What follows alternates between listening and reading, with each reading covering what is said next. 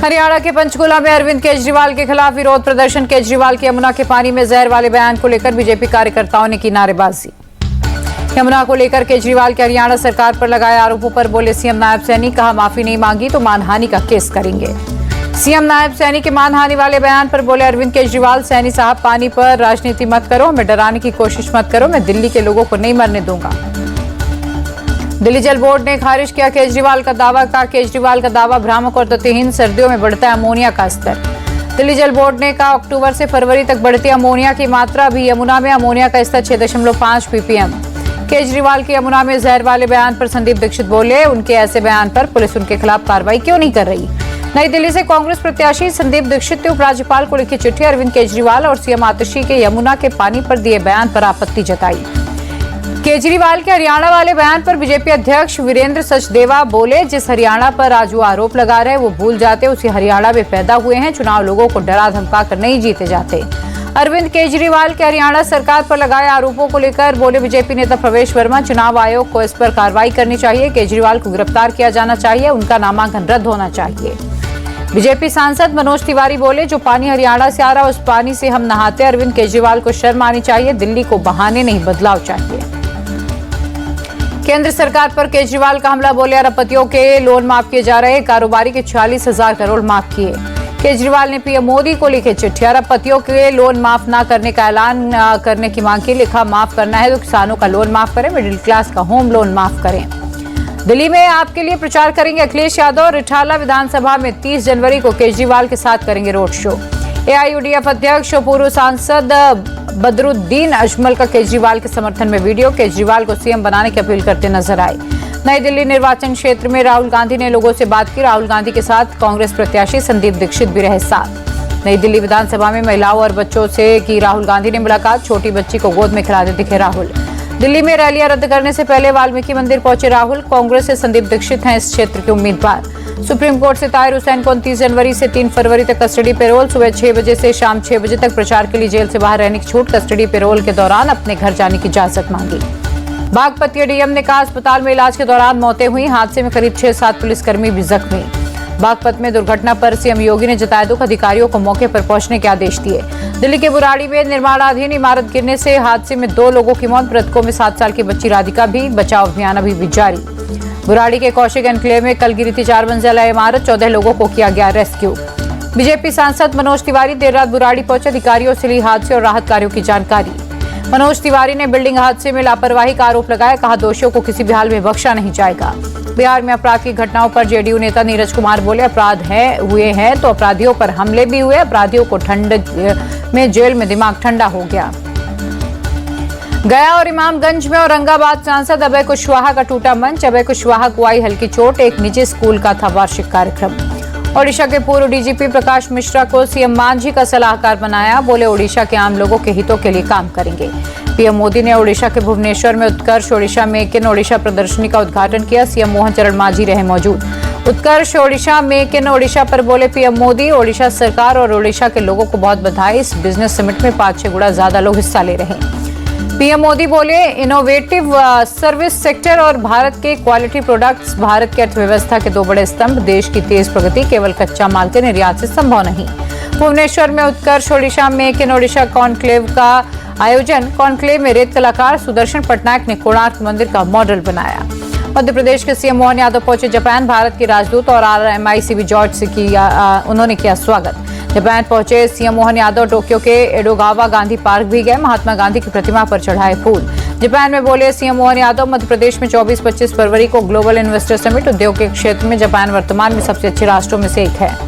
करीब 5 साल बाद कैलाश मानसरोवर यात्रा फिर से होगी शुरू, यात्रा की शुरुआत इसी साल गर्मी के महीने से होगी। सिरसा डेरा प्रमुख राम रहीम को फिर मिली पैरोल, आज सुबह जेल से आया बाहर, 8 साल में पहली बार पहुंचा सिरसा डेरा। लोकायुक्त पुलिस ने आरटीओ के पूर्व कांस्टेबल सौरभ को कोर्ट में सरेंडर करने से पहले किया अरेस्ट, सौरभ के वकील ने गिरफ्तारी को बताया अवैध। जम्मू और कश्मीर में 6 स्थानों पर एनआईए का सर्च अभियान, पिछले साल दर्ज एक आतंकी साजिश मामले में सर्च। हरियाणा के झुंझुनू में नरहड़ के शक्करबार पीर दरगाह में मची भगदड़, एक महिला की मौत जबकि एक महिला के पैर टूटने से घायल हो गए। दरगाह की एक रस्म के दौरान 2 महिलाएं भीड़ में गिरने से हुई जख्मी, रेखा नाम की एक महिला की इलाज के दौरान मौत हुई। अयोध्या में रामलला के दर्शन करने के लिए उमड़ी भक्तों की भीड़, मंदिर परिसर से लेकर सड़क तक लगी श्रद्धालुओं की लंबी कतार। महाकुंभ में बीजेपी सांसद अरुण गोविल संगम तट पर भक्तों के बीच प्रसाद वितरण किया। प्रयागराज महाकुंभ में अभी तक 15 करोड़ से ज्यादा लोगों ने लगाई है डुबकी। आज करीब 50 लाख लोगों ने किया स्नान। महाकुंभ में श्रद्धालुओं की भीड़ का एक और विहंगम दृश्य। दूसरे अमृत स्नान से पहले मेला क्षेत्र में श्रद्धालुओं की भारी भीड़।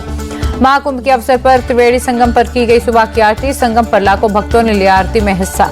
महाकुंभ के श्री गुरु काशरणी कुंभ मेला शिविर में योग गुरु बाबा रामदेव। दूसरे दिन भी मुफ्त योग चिकित्सा और ध्यान शिविर का आयोजन। बाबा रामदेव के शिविर में बड़ी संख्या में पहुंचे लोग कई तरह के योग आसनों को सिखाते दिखे। सोमवार को महाकुंभ में अमित शाह के आगमन पर बोले योग गुरु बाबा रामदेव। महाकुंभ में आकर उन्होंने अपने अंदर छिपे हिंदुत्व को प्रकट किया। बाबा रामदेव बोले, पीएम मोदी और गृह मंत्री अमित शाह ने आत्मग्लानि की परंपरा को तोड़ा। इन लोगों ने गर्व के साथ कहा वो हिंदू हैं, सनातनी हैं, ऋषियों के वंशज हैं। महाकुंभ में व्यवस्थाओं को लेकर अखिलेश यादव का ट्वीट लिखा, मेले में तैनात अधिकारियों कर्मचारियों के भी रहने खाने की उचित व्यवस्था होनी चाहिए। महाकुंभ को लेकर कांग्रेस नेता उदित राज बोले, महाकुंभ में कुछ संत संविधान के खिलाफ बातें कर रहे हैं। वे हिंदू राष्ट्र बनाने का मसौदा तैयार कर रहे हैं। महाकुंभ पर मल्लिकार्जुन खड़गे के बयान पर बोले आरजेडी नेता मृत्युंजय तिवारी, उनका आस्था पर कोई सवाल नहीं था। सनातन धर्म को भाजपा अपना बनाकर इस पर वोट की राजनीति करती है। महाकुंभ में बागेश्वर बाबा की कथा का आज दूसरा दिन। चिदानंद मुनि श्री के परमार्थ निकेतन आश्रम में 3 दिन की हनुमान कथा कर रहे हैं धीरेन्द्र शास्त्री। राजस्थान की पूर्व सीएम वसुंधरा राजे सिंधिया पहुंचे प्रयागराज। जूना पीठाधीश्वर महामंडलेश्वर स्वामी अवधेशानंद गिरी से किया आध्यात्मिक भेंट। आप सांसद राघव चड्ढा ने प्रयागराज महाकुंभ के लिए फ्लाइट किराए को कम करने की अपील की। फ्लाइट किराए में बेतहाशा वृद्धि को आस्था के साथ मजाक बताया। राघव चड्ढा ने फ्लाइट किराए में बेतहाशा वृद्धि पर सवाल उठाए। कहा 5,000 से 8,000 वाले टिकट 50,000 से 60,000 रुपए तक जा पहुंचे। प्रयागराज रेलवे स्टेशन पर ड्रोन वीडियो में दिखी श्रद्धालुओं की भीड़। देर रात बड़ी संख्या में स्टेशन पर सोते दिखे श्रद्धालु। महाकुंभ के लिए प्रयागराज स्टेशन से लोगों की भीड़ निकलते दिखी। दूसरे अमृत स्नान से पहले श्रद्धालुओं का पहुंचना जारी। जम्मू कश्मीर के श्रीनगर में शीतलहर का कहर। शहर के कई हिस्सों में दिखी धुंध की चादर। ठंड से बचने के लिए लोगों ने लिया लाव का सहारा। भुवनेश्वर के कई हिस्सों में सुबह से छाया कोहरा। पूरा शहर शीतलहर की चपेट में। पीएम मोदी ने अमेरिकी राष्ट्रपति डोनाल्ड ट्रंप से की फोन पर बात। दूसरी बार राष्ट्रपति चुने जाने पर दी बधाई। आसमान में दिखा अनोखा नजारा। एक लाइन में 6 प्लेनेट आए नजर। तीसरी तिमाही में दोगुना हुआ अडानी विल्मर का मुनाफा। 201 करोड़ से बढ़कर 411 करोड़ रुपए पहुंचा। 28 फरवरी को रिटायर हो रही हैं सेबी चीफ माधवी बुच। सेबी के नए चेयरमैन की नियुक्ति के लिए वित्त मंत्रालय ने मांगे आवेदन। एशियाई बाजार में जापान के निक्केई में 0.65% की गिरावट। चीन का शंघाई कंपोजिट इंडेक्स और कोरिया का कोस्पी आज बंद। कल से ओपन होगा डॉक्टर अग्रवाल हेल्थ केयर का आईपीओ। 5 फरवरी को होगी मार्केट में शेयरिंग की लिस्टिंग।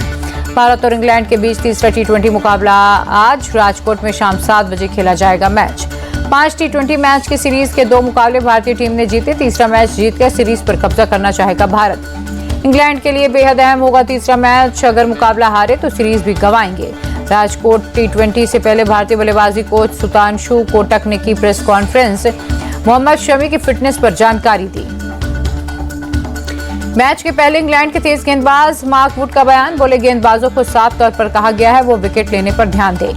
टीम के प्लान के बारे में बताए हुए मार्क वुड ने कहा, गेंदबाजों को कहा गया है मैच में रन लुटाने को लेकर किसी तरह की चिंता ना करें।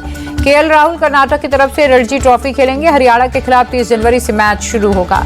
दिल्ली की तरफ से विराट कोहली 13 साल बाद रणजी ट्रॉफी खेलेंगे। 30 जनवरी से दिल्ली के अरुण जेटली स्टेडियम में होगा मैच। एक सवाल के जवाब में ऋषभ पंत का बयान। बोले, आईपीएल में निकोलस पूरन के साथ बल्लेबाजी करने के लिए उत्सुक हैं। Smriti Mandhana ICC women's ODI cricketer of the year चुनी गई। अफगानिस्तान के Azmatullah Omarzai ICC men's ODI cricketer of the year 2024 बने। Jasprit Bumrah ICC men's test cricketer of the year 2024 बने। कहा, सम्मान का मैं अकेला हकदार नहीं। पाकिस्तान की सरजमी पर वेस्टइंडीज की ऐतिहासिक जीत। दूसरे टेस्ट में पाकिस्तान को 120 रन से हराया। 35 साल बाद अपने घर में वेस्टइंडीज से टेस्ट मैच हारी पाकिस्तान। साल 1990 में आखिरी बार पाकिस्तान में टेस्ट मुकाबला जीती थी वेस्टइंडीज।